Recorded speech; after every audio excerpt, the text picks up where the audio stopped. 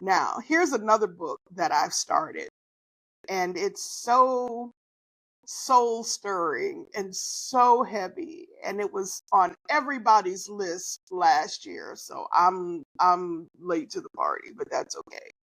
It is The Reformatory by Tananarive Due. I used to work at the Sun Sentinel newspaper down in Fort Lauderdale, Florida. I was many things, but ultimately, before I left, I was a columnist. And Tananarive worked at the Miami Herald. So I won't say we were friends, but we were friendly. I knew her. I knew she had published a book she published, I think, before me.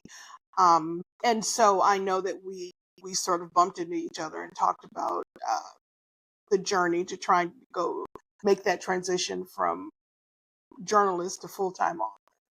And she's always, she has a real gift, a real gift.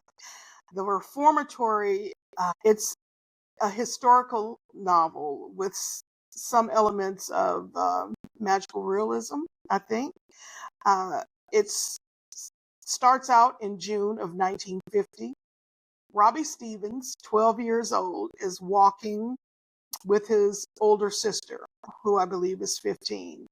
Their father has abandoned them. Well, really, their father was run out of town. I won't go into that too much because you only get a hint of it in the beginning, so I'm going to leave it there.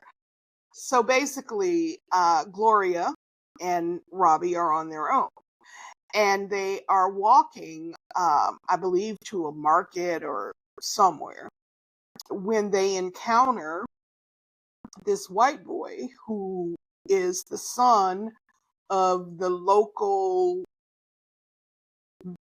bigwig. He thinks he's big, Anyway, the boy keeps putting his hands on Gloria, trying to convince her to come to a swimming hole, and she keeps trying to demur, to turn him down gently.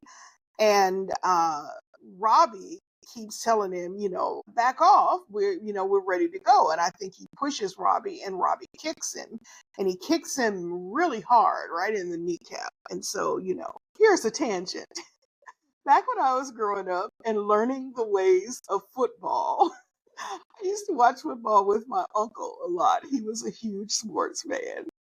And he once told me, Sherry Denise, if you ever get in trouble with some boy, don't worry about trying to knee him in his what. Kick him in the knee, because can't nobody catch you when you take their knees out from under him. And then he showed me a tackle in the football game where that was demonstrated. So thank you, Uncle. The end of the digression. So anyway, Robbie kicks this boy, and it does bring an end to the handsiness.